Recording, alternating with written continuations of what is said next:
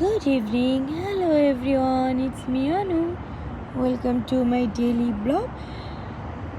So আজকে আমরা চলে এসেছি টপ গল্ফ, যেটা কিনা দুবাইয়ে খুবই famous laser and golfing club.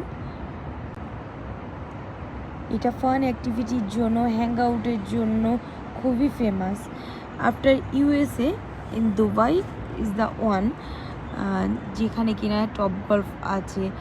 এটা প্রফেশনালভাবে গলফিং নয়, এটা অনলি লাইক এক জায়গায় দাঁড়িয়ে laser activity, like fun activity golfing, but এটাও একটা nice experience. Like short time golfing experience করতে চাইলে কেউ top golf Dubai is best place for chilling out, hang out also. তারপর আমরা অর্ডার করেছিলাম চিকেন নাচোস, যেটা কিন্তু খুবই সুস্বাদু। হোটেল গেলে যেমন রুম বুক করতে হয়, রেস্টুরেন্টে খেতে গেলে যেমন টেবিল বুক করতে হয়, সেরকম কোথাও যাওয়ার আগে কোনো কিছু বুক করতে হলে টপ গল্ফেও বুক করতে হয় বে, বা তুমি ওয়াকিংও যেতে পারো, কিন্তু যে স্পেসটা ইউজ করা হয় ওটাকে বে বলা হয়।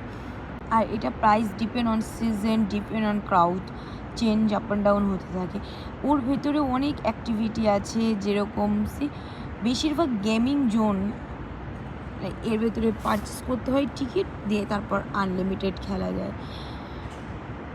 দুবাই নাইট লাইফের জন্য ফেমাস, তো নাইট লাইফের ভেতর টপ গল্ফটাও খুব ফেমাস।